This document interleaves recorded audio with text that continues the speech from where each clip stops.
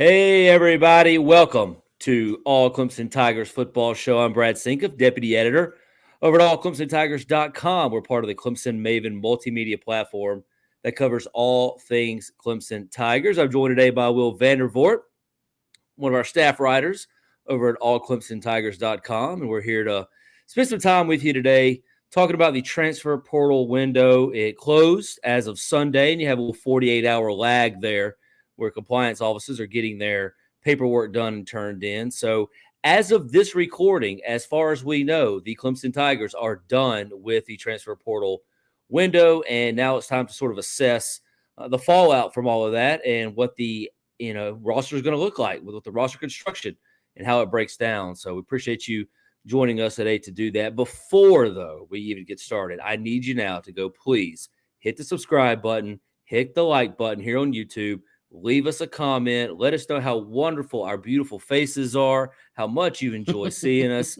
and more videos that you want to see coming from Clemson Maven here. So please hit us up there and subscribe to us on All Clemson there on your YouTube. We greatly appreciate that. Also, please hit us up on all the social media accounts at All Clemson. You can find us on Facebook, on Twitter, on Instagram. Make sure you go and find All Clemson there as well. Go to allclemsontigers.com for all the latest news and analysis for everything Clemson Tigers. Will, how are you today? Man, I'm doing good, Brad. How are you, bud? I'm good. Sort of just trying to, decompress from the transfer portal window. I know it hasn't been as crazy covering Clemson as it has some other schools, but certainly it's been something that has been on a lot of people's minds over the course of the last several, that's what, I guess, 2 weeks it opened up. That second window for NCAA transfer portal opened up the day of the spring game for Clemson. And so, of course, it got active all around. I think there was something like 2,600 names in the transfer portal, and about half of those had already committed. There's, another 12 or 1,300 who are uncommitted and trying to find homes. One of the things we'll get to with some of the Clemson players is a guy who did find a home most recently. But first, Will, you and I are sort of let's be kind today. We're the elder statesmen, if you will, on the Clemson beats. We're not the young spring chickens anymore. We sort of graduated into a different stage of our careers. Let's be honest, though, we've been covering the sport for a long time, and doing the transfer portal stuff and having to keep up with it. Now, it was pretty daunting back in December when Clemson had a bunch of injuries at one time, but it's still not something I can get used to. Is it dawned on you how even like just important it is to cover this and how to cover this after so many years of not even knowing what a transfer portal was? Yeah, it's definitely different. The world of college football is so much different than it was when me and you first started years ago. And, and the transfer portal is part of it. And it was kind of the first step, right, of this new college football that we know. And it's just so, different that, a guy can play 1 year and then, like a free agent in NFL, if his contract's up. Actually, even more different than the NFL, because in the NFL, they are under contract and they just can't go straight in every free agency. So, like, all of a sudden, they're a free agent and they can go wherever they want to. There's no consequences. It's crazy. And then, you could be sitting there, like, for instance, what we're going to talk about here in a little bit. Guy's a starter. It looks like he's going to start when the season goes. And then, for whatever reason, he wants to go someplace else, and he can. And the next week, he's playing with somebody else. He's already on another, or going to be on another campus of a rival conference member, which is even stranger because if you remember, you couldn't do that back in the day. One thing that the schools didn't like was you going to another team in the same conference or your rival. Now, it's like, hey, if you want to go play for South Carolina next year, go ahead. I can't stop you. Go on and play for South Carolina. Or if you're a South Carolina player and you want to go play for Clemson, you can. We've seen that a couple times in different sports. And it's just a weird world, man. I'm not a fan of it. I understand it. I'm not a fan of it because I just don't like it. And I'm not a fan of it for the players. I understand the players, in a lot of cases, it's good for the player because they can get a chance to play, show who they are and stuff like that. I get that part, and I don't mind that part. I just, as a fan of the game, I hate it because you don't see guys sticking with teams as much. So you don't have that, just like when free agency began in the NFL, right? It's like a guy starts his career with this team and then he ends it over here. It just doesn't seem right. And still to this day, I don't like free agency for that standpoint. Like, we're seeing with Aaron Rodgers, going to New York Jets. This doesn't seem right. Aaron Rodgers will be a Green Bay Packer to us. The same thing with, a guy who goes to Clemson and then finishes his career at South Carolina or something. Just doesn't seem right, but it is what it is. It's the era we're in. I'm never going to get used to it. I know, get off my lawn, guy. That's me.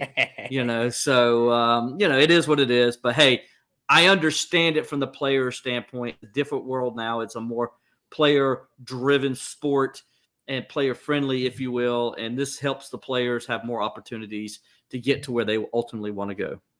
Well, it's weird too because you have more freedom as a collegiate player than you do as an NFL player, but it also kind of makes sense because you're not getting paid. You're not on salary. You're not getting paid from a school or a university, so you're essentially a free agent all the time. Even when you're on a roster, you're in a way a free agent because there's certain windows, but you can enter that portal when you want.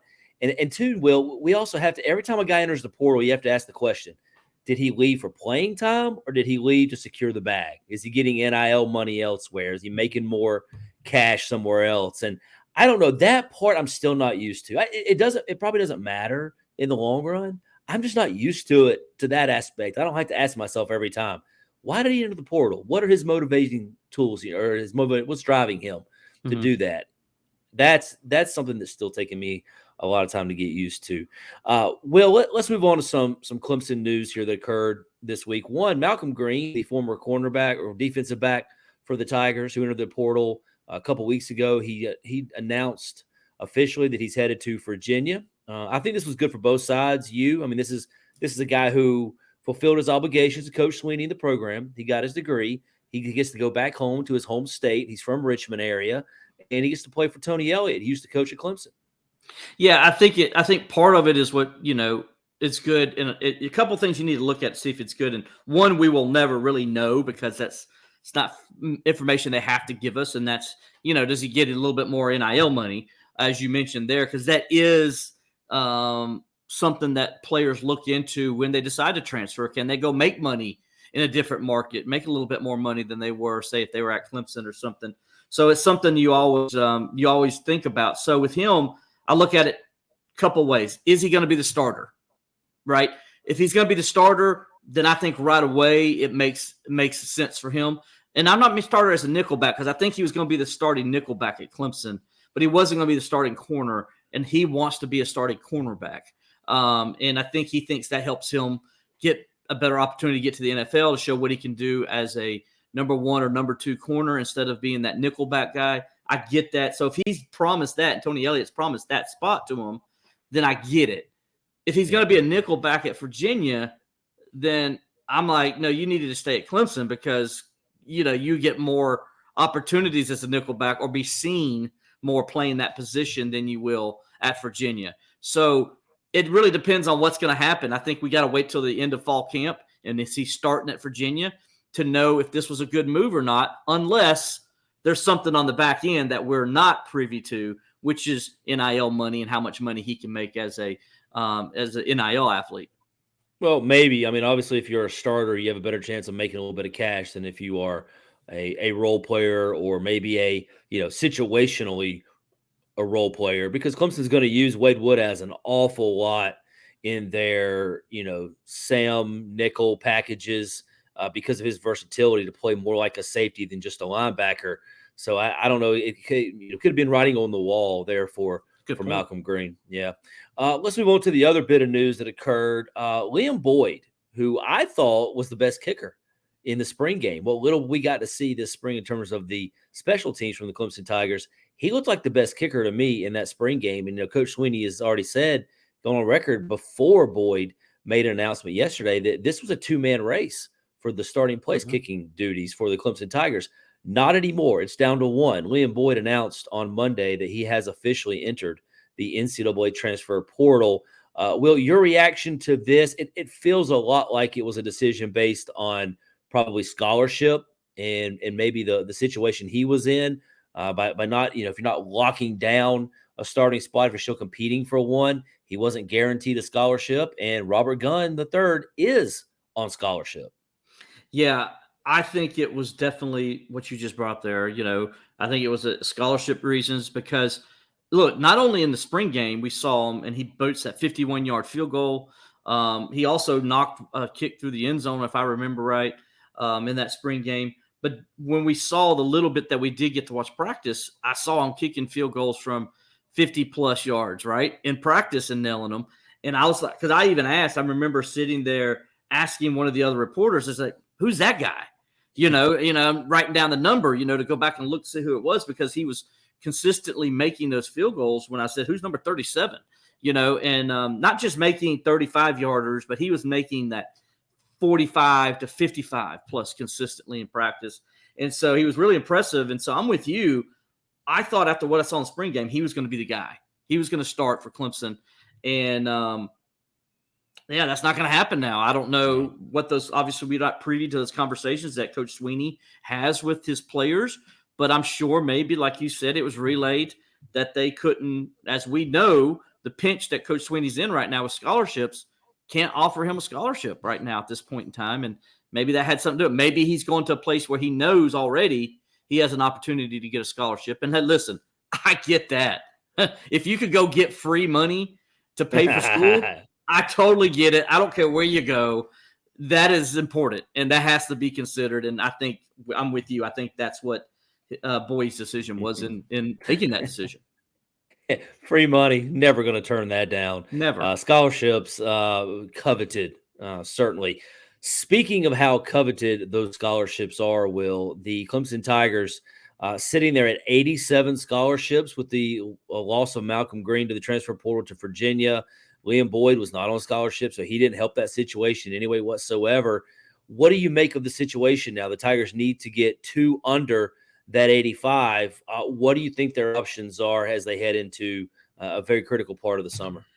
It's a great question. The only thing I can think of, because, we do know Dabo already addressed the issue with his quarterback situation and there. So we do know that they're not going to help me out, Brad. I'm having a brain cramp. Hunter Helms. Yeah, Hunter Helms. Sorry, Hunter. Hunter Helms is the number 2 guy right now, and so they're not going to pull his scholarship. He's a guy that was a walk-on that was got a scholarship, so they're not going to pull him definitely. So then where's the other 2 going to come from? And that's a great question, right? And we don't know. And I think part of it is – maybe you wait to the summer to see after camp because sometimes after camp you get a couple guys that leave. But then again, I just said that and I just remembered I think they got to have 85 guys on scholarship before camp starts, if I'm not mistaken. So by NCAA rules. So that's a great question. It's because, I have to think somebody, maybe we'll hear in the next day or so, we'll hear somebody because like you said, there is a 48-hour window. We're still going through now after the portal ended. Maybe there's somebody that'll come out that we don't know about yet that's going to transfer, that wants to test the water somewhere else. It's going to be interesting. That's all I can say because, I just don't know where to pull it from other than maybe who the other 2 walk-on scholarship players that have it. And I know Dabo is and I don't understand this, why he got hammered a couple weeks ago when he brought that up. A lot of heat. He took a lot of heat, and I don't get why, because A, he's a former walk-on himself that earned scholarship that way, and B, he's always been good to walk-ons. Dabo Sweeney has been better to walk-ons than any coach in the country, and then he's always good to his players on how he keeps the scholarships for them, right? Like if a guy's a 4-year scholarship player, like they keep him. Like Dabo's not going to take him off until he graduates, or as long as he's at Clemson, he's got a scholarship. Dabo's notorious for being so well with that, and I think he took some heat that he didn't need to take, and that was just unfair to him. And so I'm just interested to see that if I had to guess, if nobody leaves the roster right now of the scholarship players, he's going to have to pull the 2 other walk-ons that have that offers. He's going to have to. He doesn't have a choice. Yeah, and I think that that's what he's down to. With as of right this moment, no one else has exited the team via the transfer portal, so it's going to come down to a couple guys who, well, let's be clear, they were previously on scholarship. They won't have their scholarships renewed as walk-ons. That's why he's probably going to have to to go about things. And is it a great situation? No, but you know what? Those guys know that when they get the scholarship. It's a reward. And they know it's a 1-year thing. I think it's going to work out. I think it'll blow over. I don't think he's going to keep taking heat much longer for this, but certainly it was something that was in the news recently. And Dabo Swinney's not going to run people off at this stage of the season. Go back to last year, Will. Nobody left in the spring. Not one player left following spring ball. This year, it's really just been Liam Boyd and Malcolm Green, and that's it. No one else has left the program.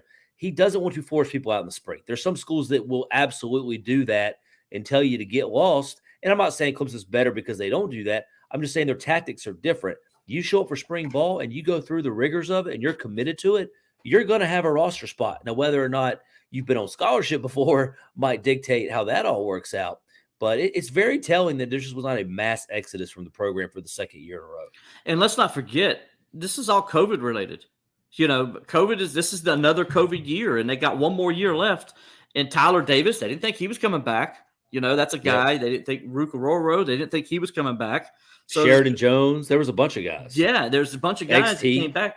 They just weren't prepared, that they thought were probably going to move on to the NFL, and they wanted to come back. And you're not going to say no to Tyler Davis or Sheridan Jones or Rukaroro or Xavier Thomas. Yeah. You're not saying no to those guys. You're saying, come on, guys, let's do it one more year. So this is a result of COVID still, and we got one more year of it to go, and it's hard to manage your rosters right now.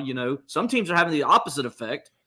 They don't have enough guys on there, so Deion Sanders in Colorado. Yeah, exactly. So, you hate it because some of the walk-ons may lose their scholarships, but you also got to understand it's an odd situation that happens. It's the first time it's ever happened in the Dabo Swinney era. Clemson rarely makes it to 85 scholarships. They're usually around 83 to 80 to 83 scholarships is where they're at. So it's rare that Dabo Swinney's in this situation right now. Well, now the roster is essentially finalized. We know that. We know there's not going to be any opportunity for now. You could leave in the summer if you want to, but you are not eligible to play next season if you try to go somewhere. Mm-hmm. So it deters guys from doing that. So I think we can put a bow on the roster in terms of who's there. Now, who's under scholarship, we'll find that out later. But in terms of the 85-man and who's going to participate this season, we know that. And as you look through the roster, do you see where are the strengths, where are the weaknesses? Where could Dabo Swinney maybe have added, if he had the scholarship available, added a player or two, or do you feel pretty good about where things stand? Well, I think me and you both are going to think about where they could add and maybe get a player that could help the team immediately, and that's at wide receiver. Yeah. I think that's the one I think everybody looks at as like could be better. When you just in a perfect world, if they had a scholarship or two available, I have no doubt in my mind that Dabo Swinney wouldn't go after somebody in the transfer portal that has maybe more of a proven track record at that position. Absolutely. I totally agree with you because they just don't, they don't have a big playmaker that we know about. In other words, and I always say that about because, Adam Randall, we just haven't seen enough of to say if he can or can't be. I mean, he could come on and be that guy this year that Dabo and them bragged about, last year before he got injured. He's kind of a wait and see kind of thing. But we know what we get out of the rest of the guys, right? You know what you got out of Bo Collins. You know what you're going to get out of, Brandon Spector. You know what you're going to get out of those other guys, So Antonio Williams, yeah, absolutely. Now, Antonio Williams he's as good a slot receiver, I think, as there is in the country. But, you don't depend on your guy who's 5'10" to go down the field and have to make big plays. We'll find out about Turner, right? I mean, he looks good. Looks like he could play the part. He's fast. We know that. But, we haven't seen enough of him to where we can go ahead and pencil him in as that go-to playmaker that they need. So we'll find out. But I think so. Wide receivers one, and then the other one to me, and it's not that I don't think the position's in bad shape or not, because I don't.